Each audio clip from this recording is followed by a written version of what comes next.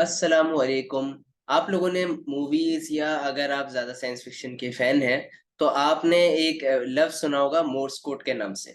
Morse code क्या होता है कि मोर्स कोड सी एक डॉट्स एंड डैशेस पर एक लैंग्वेज होती है जो कि यानी जिसको आप कन्वर्ट करके अपनी एक लैंग्वेज में यानी कन्वर्ट कर सकते हैं। तो हर एक डॉट डैश एक खास लेटर को रिप्रेजेंट कर रहा होता है। तो जिस तरीके से मोर्स कोड होता है इसी तरीके से आपकी बॉडी में भी एक कोड रिटन है जिसे कहते हैं जेनेटिक कोड। ये जेनेटिक कोड क्या होता है ये आज हम के अपने लेक्चर में देखेंगे। मैं हूं तला सलीम और मैं आपका बायोलॉजी इंस्ट्रक्टर वी ट्यूशन से, जो कि पाकिस्तान का पहला free of cost learning platform है। आपको इस वीडियो के दौरान कोई भी चीज़ नोट डाउन करने की ज़रूरत नहीं, क्योंकि तमाम चीज़ें हमारी वेबसाइट वीट्यूशंस.com पर फ्रीली अवेलेबल है। आप वहां पर जाएं, फ्रीली साइन अप करें और अपने हिसाब के मुताबिक लेक्चर या प्रेजेंटेशंस डाउनलोड कर लें। तो हम चलते हैं लेक्चर की तरफ। और आज हम जो है लेक्चर 9 है, ये बेसिकली 6 लिखा हुआ है, माय बैड। तो आज हम जेनेटिक कोड के बारे में पढ़ेंगे, क्रोमोसोम्स एंड डीएनए के चैप्टर में। अच्छा, अब जेनेटिक कोड क्या है? जेनेटिक कोड ये है कि आपकी बॉडी में 4 तरीके के नाइट्रोजनस बेसेस मौजूद हैं। कौन से? Adenine, cytosine, guanine and thymine. In case of RNA, adenine, cytosine, thymine and uracil.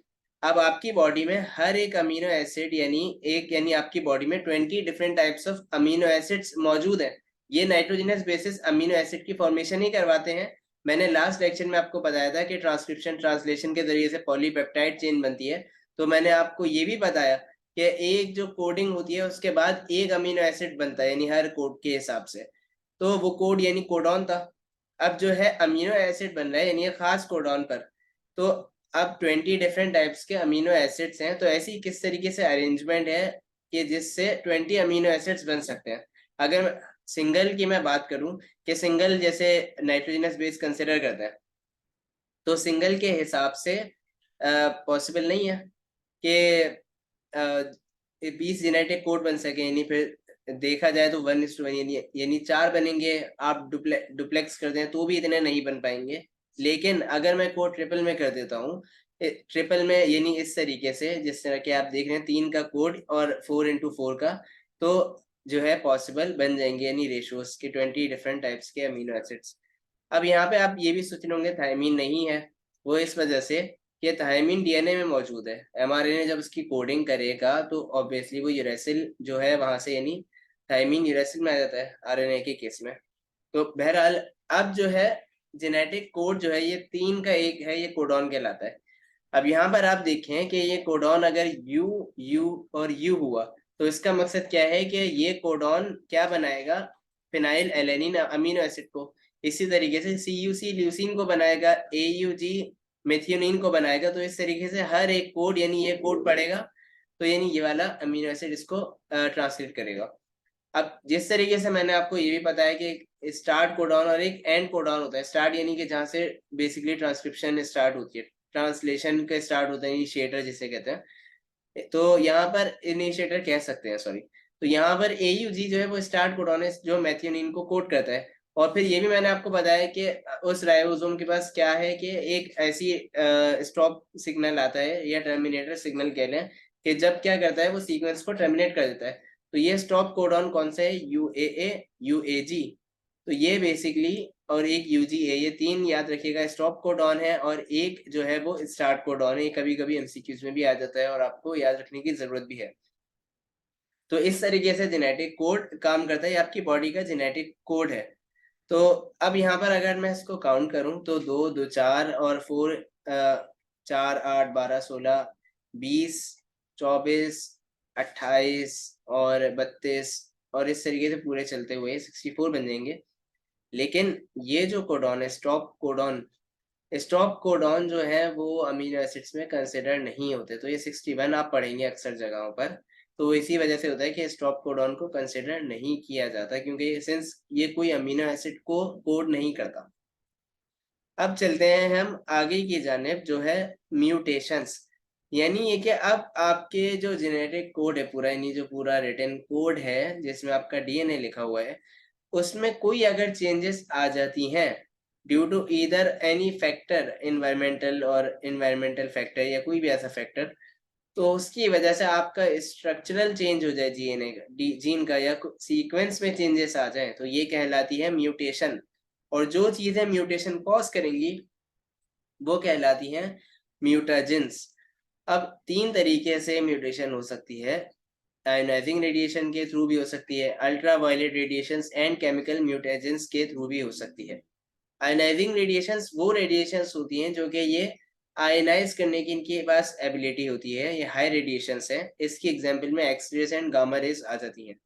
अब ये म्यूटेशंस जो कॉज करती हैं किस तरीके से, कि ये इलेक्ट्रॉन रिमूव कर देती हैं एटम या मॉलिक्यूल्स से, जिसकी वजह से वो जो भी मॉलिक्यूल है वो आयोनाइज हो जाता है और इस तरीके से एक म्यूटेशन कॉज हो जाती है।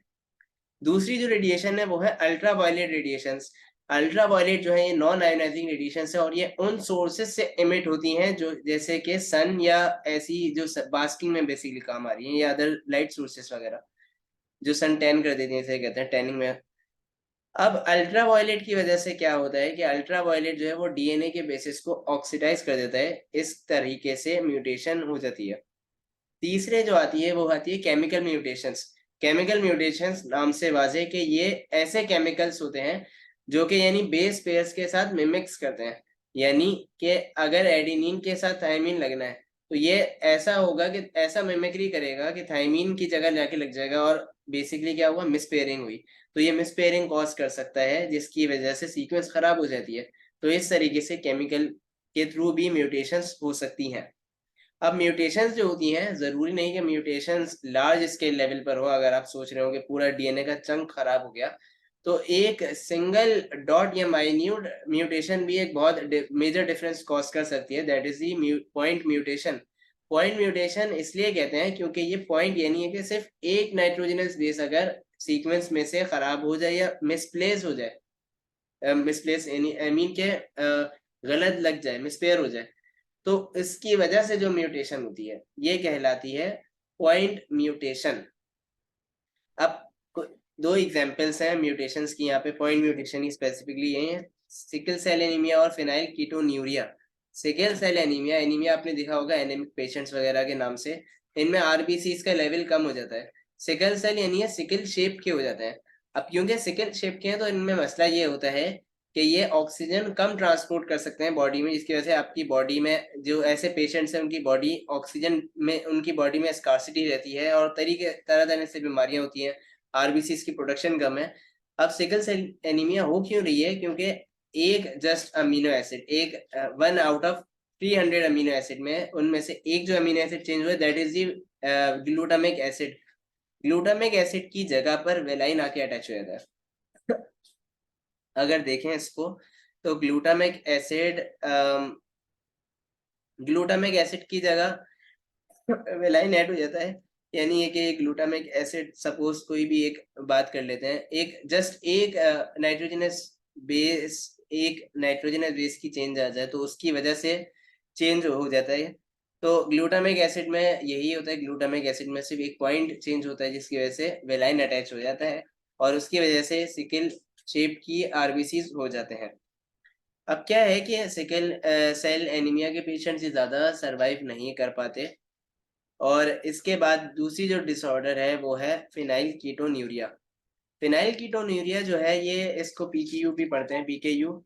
फिनाइल कीटोन्यूरिया के पेशेंट्स जो होते हैं, एक कंपाउंड या अमीनो एसिड फिनाइल एलेनिन उसको ब्रेक नहीं कर पाते।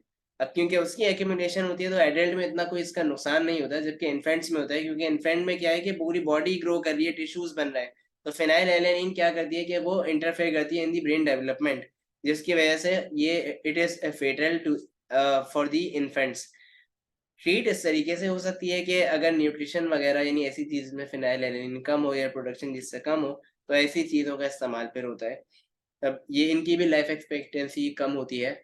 और ये दोनों जो है ये रिसेसिव डिसऑर्डर्स हैं, ये दोनों जीन्स जो हैं रिसेसिव डिसऑर्डर है। लेकिन ये कि इसके बारे में रिसेसिव डोमिनेंट, इतनी सारी चीजें हम खैर चैप्टर 8 में पढ़ेंगे, जिसमें ज्यादा डिटेल में पढ़ेंगे कि रिसेसिव, डोमिनेंट, ऑटोसोम और ये सारी जितनी होमोजाइगस, हेटेरोजाइगस, ये क्या चीजें होती हैं। तो फिलहाल के लिए इतना ही था, लेकिन इसके अलावा भी मजीद डिसऑर्डर्स भी होते हैं। हंटिंगटन से सिस्टिक फिब्रोसिस है, TSX है और क्लाइंट फिल्टर्स वगैरह कई सारी हैं जो कि पॉइंट म्यूटेशंस में आ जाते हैं। तो यहाँ पर फिलहाल के लिए लेक्चर इतना ही था। नेक्स्ट लेक्चर में हम इस चैप्टर का लास्ट लेक्चर पढ़ेंगे जिसमें मैं म्यूटेशंस के बारे में पढ़ाऊंगा और उसमें म्यूटेशंस के कुछ टाइप्स पढ़ाऊंगा, डिलीशन, इंसर्शन, डुप्लीकेशन, इन्वर्जन, ये सारी चीज़ें। तो अगर आपको यहाँ तक कोई भी सवाल हो या पिछले चैप्टर में से, तो आप मुझसे व्हाट्सएप कम्युनिटी पर पूछ सकते हैं। वीडियो पसंद आई तो लाइक और सब्सक्राइब करें और हमारी वेबसाइट vtutions.com को विजिट करें। आपका देखने का बहुत शुक्रिया। फिल वक्त के लिए मुझे दीजिए इजाज़त। अपना बहुत ख्याल रखें। अल्लाह हाफिज़।